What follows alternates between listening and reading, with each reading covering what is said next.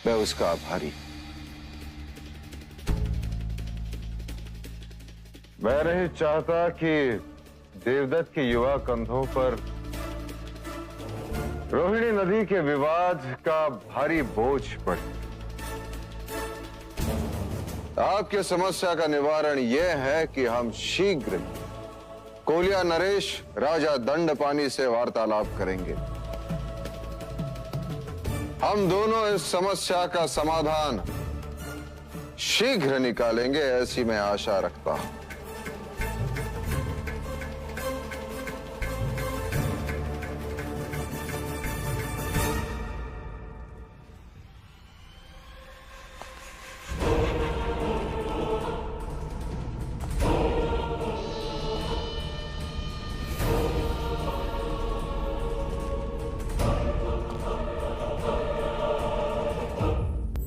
Lo que estás pidiéndome es imposible. Al volver. No se puede. ¿Por qué, Siddhartha? Yo le dije hace unos meses al gurú Dakaramaputa que quería ser un discípulo tuyo. En esta misión que nos ha tocado vivir es lo menos que podemos hacer.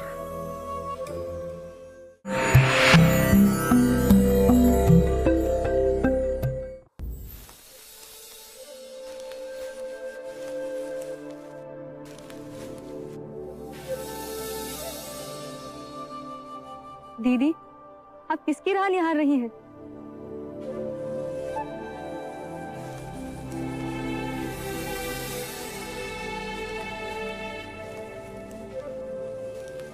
आप उस जोगी की राह ताक रही हैं ना?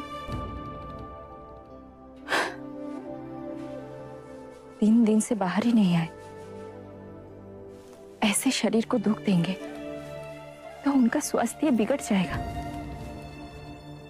कोई तो हो जो इस समय उनकी सेवा करे। इस घने जंगल को पार कर हमारे गांव की तरफ कौन आएगा? हे भगवान, तुझे पाने के लिए जो इतना कठोर तप कर रहे हैं, उनकी देख रेख का भार भी तेरे ऊपर है। कोई तो हो जो उनको संभाले।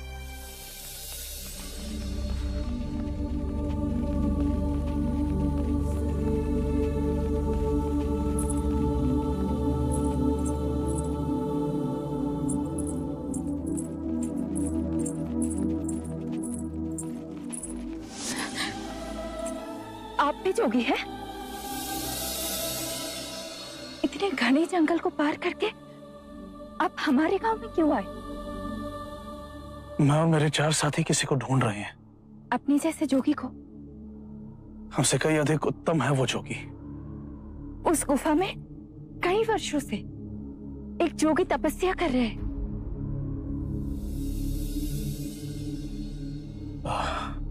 उस जोगी की आयु लगभग 30 बरस है। हाँ, लंबा कद, कमल के जैसे नेत्र, शांत, सुंदर। उनका नाम? सिद्धार्थ। वही दिव्य सिद्धार्थ जिसे ढूंढते हम जाने कहां भटक गए थे। आपका धन्यवाद।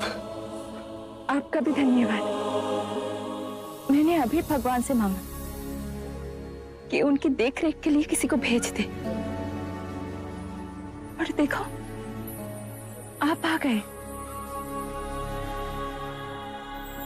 उस गुफा से वो नदी की ओर प्रातः आते, नहाकर 3 चुल्लू पानी पीते,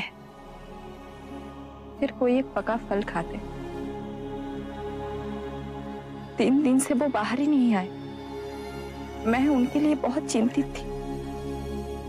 इतना कठोर तप कर रहे, कहीं उनका स्वास्थ्य बिगड़ा तो। लेकिन अब आप आ गए। जोगी बाबा, तनिक रुके। आप उन्हें ये फल दे देंगे? अवश्य।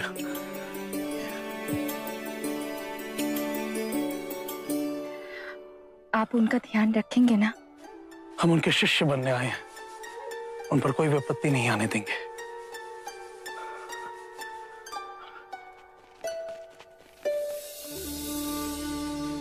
जो आप मुझसे मांग रहे हैं वो असंभव है। क्यों सिद्धार्थ? मेरा गुरु कह रहा है कि मैं उसे अपने शिष्य के रूप में स्वीकार करूं। ये हमारी यात्रा का तीसरा चरण है सिद्धार्थ। गुरु शिष्य से गुरु भाई, और अब तुम्हारा शिष्य। वप्पा, असाजी, महानाम और बद्रिका भी इसी आशा में तुम्हारे पास आए हैं। तुम्हारे जाने के 1 माह पश्चात मुझे भी समाधि मार्ग के 8वें चरण की उपलब्धि हुई। मन में पिपासा जागी कि इसके आगे क्या, और तुम्हारी ओर मन खिंचा चला गया। जब तुम्हारा शिष्य बनने की बात गुरुदेव उद्रक रामपुत्र से कही, वो बहुत प्रसन्न हुआ। तुम्हारी इस तप की यात्रा में तुम्हारे सहायक नहीं तो तुम्हारे सेवक तो बन ही सकते हैं। अवश्य, पर सेवक नहीं, सहयोगी, सहयात्री। जीवन के इस खेल के पीछे जो अविनाशनीय सत्य है, उसे देखने, उससे एक होने की यात्रा में मैं निकला, जिससे मनुष्य जाति के लिए कल्याण का मार्ग खुले। पर इस विश्वास पे मैं डिगने लगा गुरुदेव। तब मुझे एक तपस्वी मिले।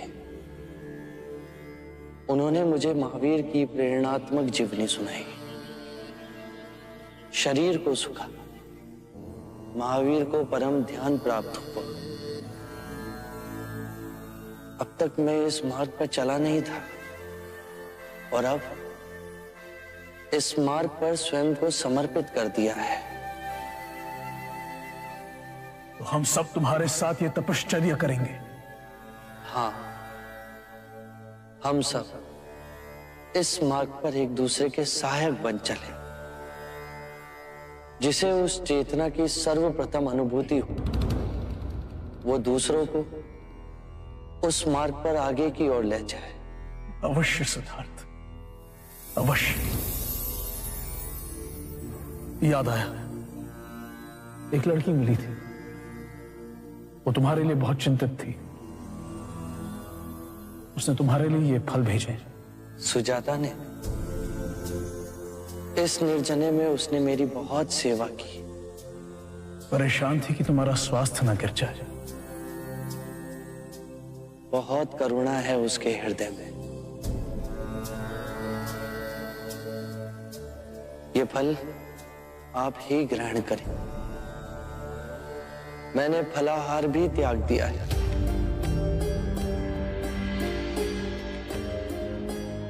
तो सिद्धार्थ, अब मैं केवल जल ग्रहण करता हूं।